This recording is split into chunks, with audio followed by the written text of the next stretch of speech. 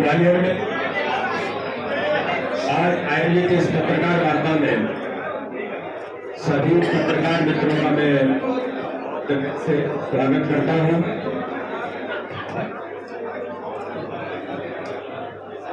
देरी होने के कारण मैं आपसे क्षमा भी चाहता हूं। प्लेन की जगह से मैं हेलीकॉप्टर से आया, इसलिए समय थोड़ा ज्यादा लग गया। तृतीय चरण का चुनाव का प्रचार आज समाप्त हो रहा है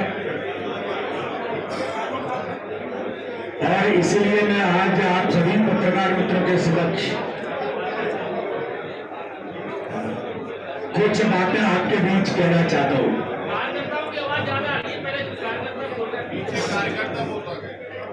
जरा ये कार्यकर्ता बंधु सुने, ये कार्यकर्ता सम्मेलन में पत्रकार वार्ता है। जरा शांत हो जाइए। ये पीछे जितने कार्यकर्ता खड़े हैं उनसे आग्रह की कृपया या तो शांत रहे या सभागार से थोड़ा सा बाहर है। और मेरा तो अनुरोध है कि अपने अपने क्षेत्र में जा दिए काम में। यहाँ प्रदेश अध्यक्ष पत्रकार वार्ता ले रहा है तो पता लगा सब ही आ गए, समय खराब होने के कारण।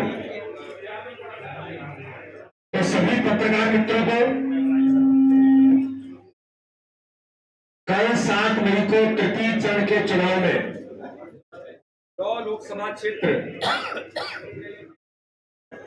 जिसमें कल चुनाव संपन्न होंगे और पिछले 2 चरणों के जो चुनाव हुए हैं, मैं ऐसा मानता हूं कि दोनों चरणों के संपन्न हुए चुनाव और 7 मई को जो तीसरे चरण के चुनाव संपन्न होंगे, भारतीय जनता पार्टी को प्रचंड बहुमत इन तीनों फेज के अंदर और आगामी आने वाले 13 मई को जो चौथा और मध्य प्रदेश का अंतिम फेज है, उसमें भारतीय जनता पार्टी को सभी सीटों पर ऐतिहासिक बहुमत के साथ विजय से हासिल होगी।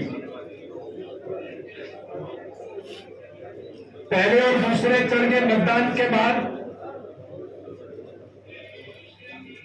जो कार्यकर्ताओं का फीडबैक, जनता का फीडबैक जो मिलता है, उसके आधार पर एक बात हमारे सामने जो उभर करके आती है कि मतदान का प्रतिशत पिछले चुनाव की तुलना में थोड़ा कम हुआ। मैं मीडिया के मित्रों को बताना चाहता हूं कि देश के अंदर, प्रदेश के अंदर लोकसभा चुनाव था, मतदान के प्रतिशत में जो मेजर एक कारण रहा, कांग्रेस के कार्यकर्ता, कांग्रेस के नेता अपने नेतृत्व से भारी निराशा के वातावरण में है और उस निराशा के वातावरण के कारण से उन्हें लगता है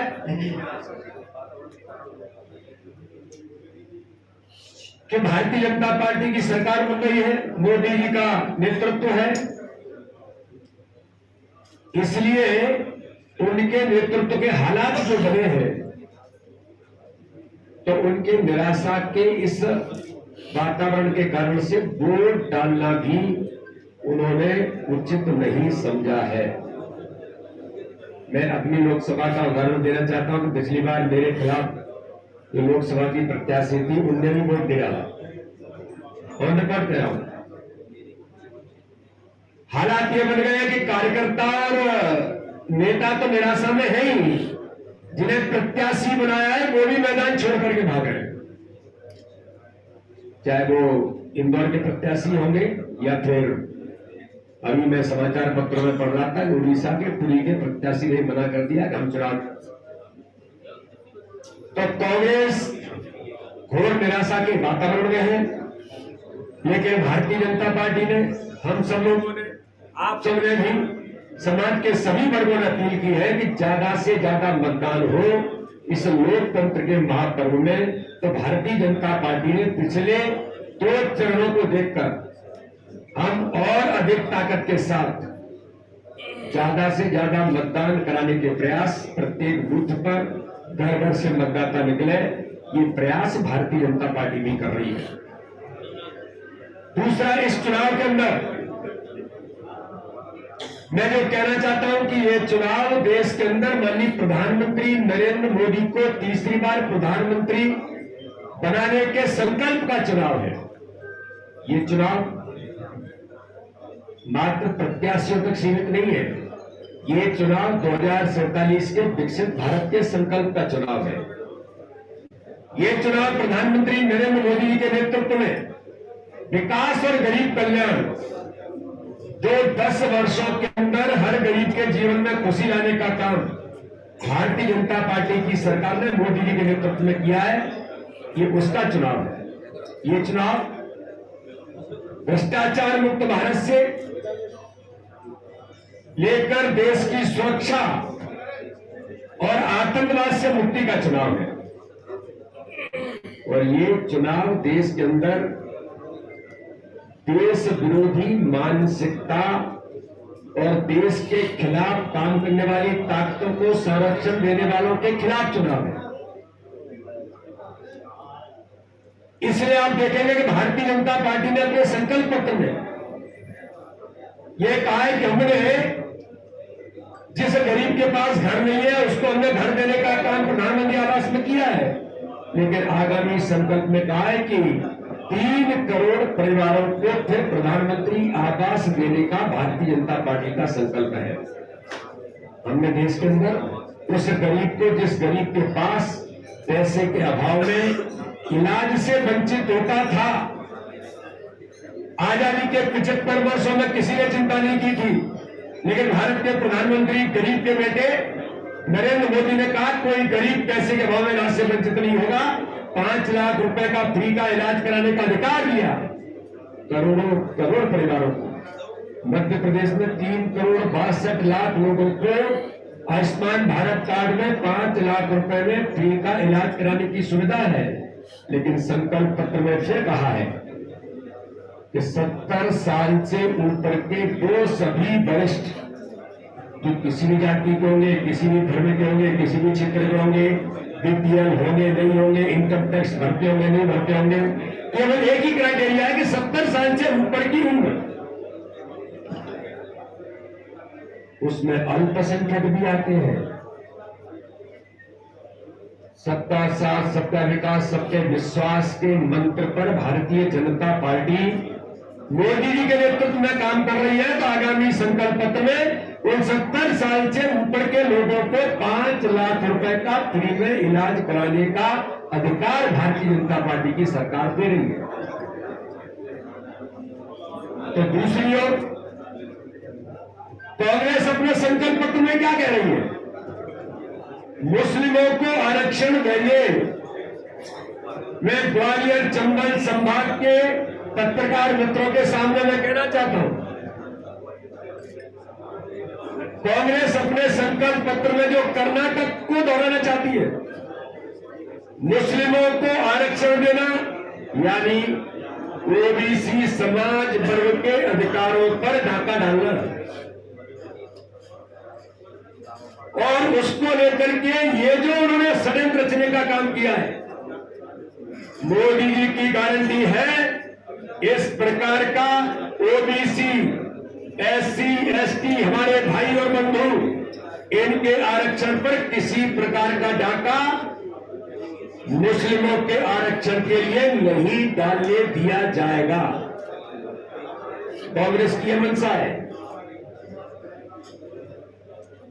आज ही समाचार आ रहा है, मीडिया के मित्रों को जानकारी में आया होगा, रोहित वेमुला को लेकर के कांग्रेस और राहुल गांधी ने किस प्रकार से दलित भाई और बहनों के साथ छल किया,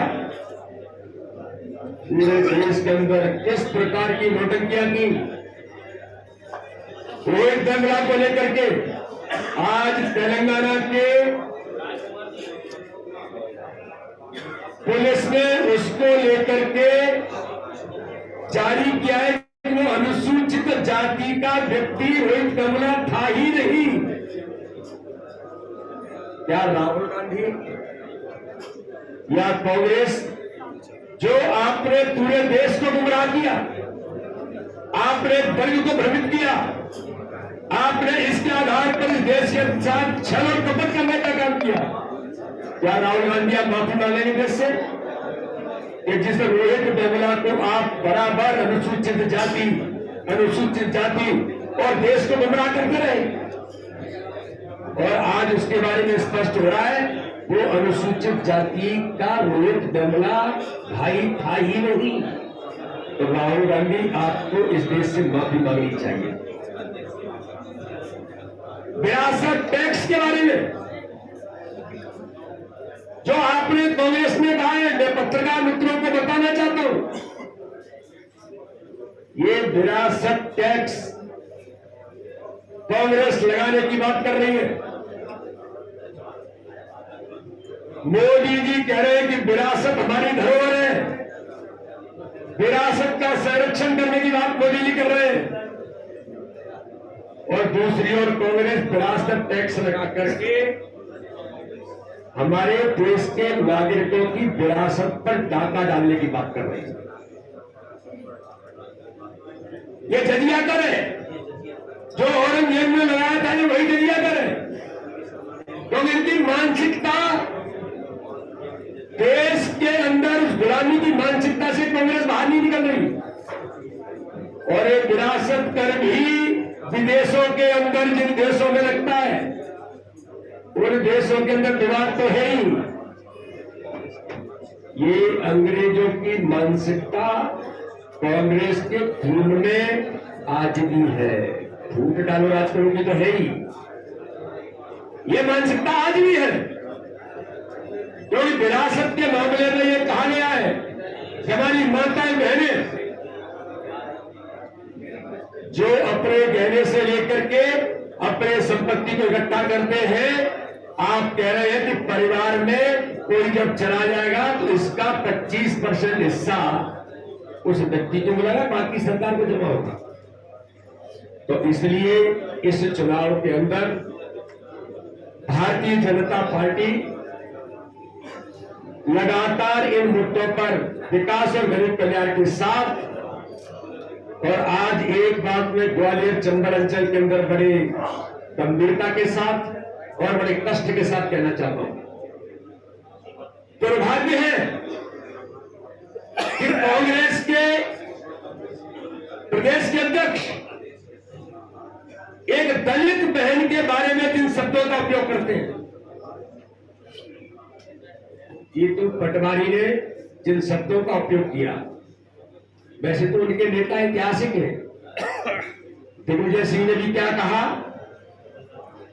कमलनाथ ने भी बहनों के लिए क्या कहा, यहां मेरी पत्रकार मित्र बहन भी बैठी है, मैं उन शब्दों का उपयोग अपनी किसी बहन के समक्ष कर नहीं सकता जिन शब्दों का उपयोग जीतू पटवारी ने किया है। मैं प्रियंका गांधी जी आपसे पूछना चाहता हूं, क्या जीतू पटवारी के उन शब्दों का आप समर्थन करती है? बेटी है तो लड़ सकती हूं, पता नहीं क्या क्या नारे देती है, लेकिन इस पर आपका शब्द नहीं निकलता है। लेकिन समाज की मातृशक्ति ने तय किया है, देश के अंदर भारतीय जनता पार्टी ने भी तय किया है, इस प्रकार की मानसिकता को इस देश के अंदर प्रदेश के अंदर चलने नहीं देंगे। और आगामी आने वाले 7 तारीख और 13 तारीख में वैसे तो मातृशक्ति जवाब इन्हें दे ही रही है,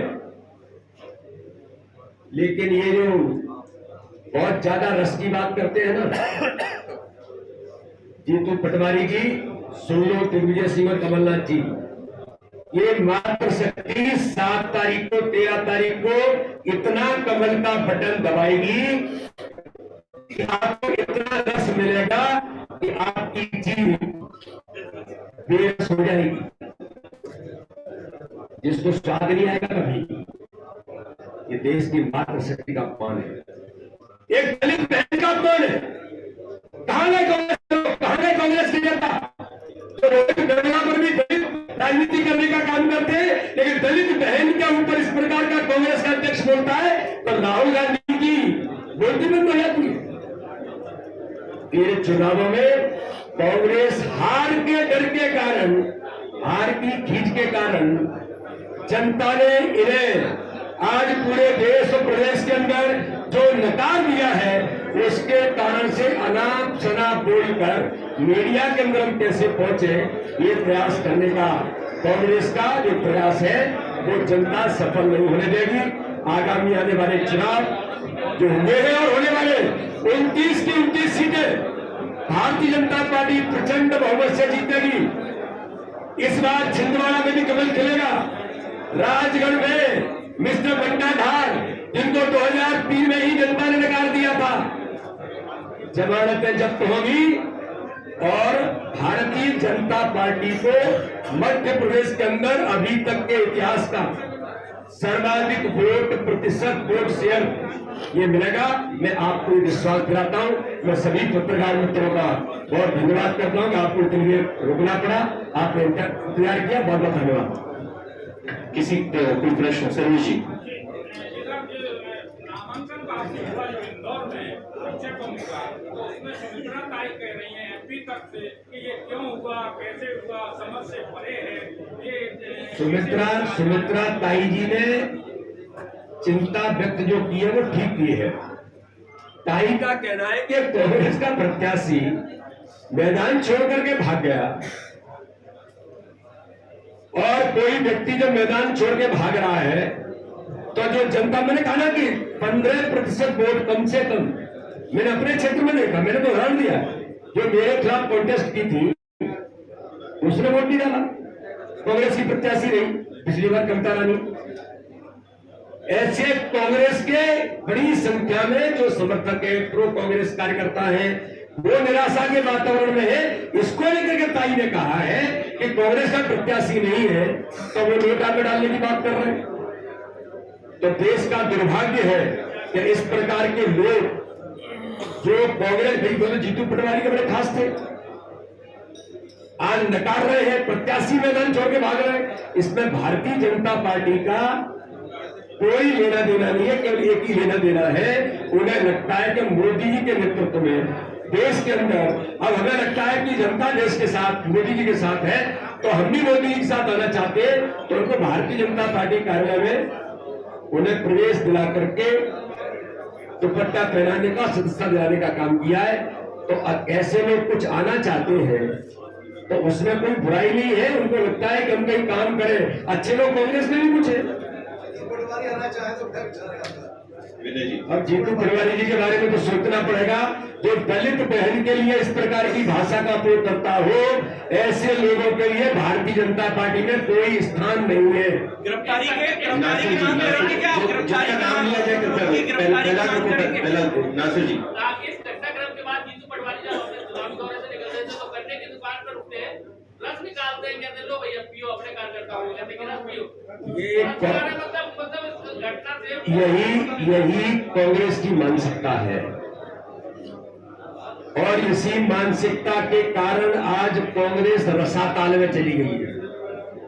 जनता ने रस पिला दिया है उनको अच्छे से, और शेष बचा हुआ रस वो अभी पी लेंगे 7 तारीख को, 13 तारीख को, और आगामी आने वाले जो फेज के चुनाव है उनमें जनता बता देगी उनको। प्रहलाद जी, जिन धाराओं में कायमी हुई है उन पर गिरफ्तारी का प्रावधान है, उनमें अभी आगे क्या फर्दर गिरफ्तारी होगी, कानून अपना काम करेगा। बोलिए। आपके सवाल मेरा है, आपका प्रश्न एक मिनट। सवाल मेरा है। चलिए दादा आप दीजिए। ये जानना चाहता हूँ, आपकी दलित बहन जी तो जो है खुल के कांग्रेस का प्रचार कर रही है, क्या कहना है आपको? अब ये सब बातें तो मुझे लगता है उसके बारे में प्रेस को बता दिया क्या है, क्लियरनेस दिया है इस बात पर। मध्य प्रदेश को रोजगार ज्यादा से ज्यादा देने के लिए क्या ग्वालियर, भोपाल और जबलपुर में आईटी पार्क खोले जाएंगे? आईटी पार्क भी खुलेंगे, रोजगार के अवसर मिले हैं और भी रोजगार के अवसर मध्य प्रदेश के अंदर, देश के अंदर मिलेंगे। मोदी जी का नेतृत्व है, इस बात की भी गारंटी मोदी जी है। आपका प्रश्न प्रति प्रश्न नहीं भैया, एक प्रश्न हो गया, आपका प्रश्न कीजिए जल्दी। चुनाव के प्रथम चरण से पूर्व भाजपा का शीर्ष नेता 400 पार की बात कर रहा था। छोटा प्रश्न। प्रथम चरण के बाद में कोई भी शीर्ष नेता को 400 पार में वाला नहीं दे रहा है। 400 पार दे रहे हैं और 400 पारी पूरा करेंगे। मैं कह रहा हूँ ना, 400 पारी पूरा करेंगे और एक कमल का फूल मध्य प्रदेश से जाएगा 400 पार में। अतुल जी, मेरा आग्रह है कि एक प्रश्न ही हो सकता है। विनय भैया लेता हूँ, पहले अतुल जी का हो जाए। अतुल विनय भैया रुको ना, अतुल जी बैठो, आप बैठो प्लीज। कांग्रेस नारी न्याय की बात कर रही है इस समय, 5 न्याय गिनाए हैं, आपको क्या लगता है प्रियंका गांधी को चुनाव क्यों नहीं लड़वा पा रही है? न प्रियंका गांधी को चुनाव लड़वा पा रहे, न प्रियंका गांधी दलित बहन के ऊपर जो अत्याचार हुआ उसके बारे में बोल पा रहे। यही कांग्रेस का चरित्र है और इसी का परिणाम है कि जनता ने इन्हें पूरे देश के अंदर नकार दिया है। आशीष जी, प्रवीण पूछे, सर्वे जी हो गया आपका प्रश्न, प्रवीण पूछिए। आशीष जी, एक प्रश्न एक संस्थान। तो प्रवीण जी, पहले प्रवीण जी पूछेंगे फिर आप पूछेगा। मेरा सवाल ये है कि नेतृत्व को परिवर्तित किया है विधानसभा चुनाव के बाद मध्य प्रदेश की भाजपा ने, क्या लग रहा है लोकसभा में मास्टर स्ट्रोक साबित होगा मोहन यादव जी का मुख्यमंत्री बनना या फिर मास्टर स्ट्रोक ही है ये तो नेचुरल। भारतीय जनता पार्टी तो भारतीय जनता पार्टी है, कार्यकर्ताओं को अवसर मिलते हैं और इसलिए भारतीय जनता पार्टी एक अच्छे कार्यकर्ता को जिम्मेदारी के साथ आज डॉक्टर मोहन यादव के नेतृत्व में मध्य प्रदेश के अंदर 29 के 29 चुनाव ऐतिहासिक बहुमत से जीतेंगे। आशीष जी, आपका प्रश्न हाँ, लीजिए। ग्वालियर हलचल से मैं ये कह रहा था, लोकसभा में अभी ये चुनाव के दौरान सिंधिया जी ने कहा है कि वहाँ पर भू माफिया राज है। ठीक है। इस बारे में आप क्या कहेंगे? सिंधिया जी ने वहाँ कुछ जो लोकल की चीजें हैं और कमलनाथ के कार्यकाल के समय में जो घटनाएं हुई उनके परिप्रेक्ष्य में उन्होंने कहा है और उनको ठीक करने का काम है, जरूर उनको ठीक किया जाएगा। समय का अभाव है, आप सभी लोग भोजन पर आमंत्रित हैं और इसके बाद डगरा मुरैना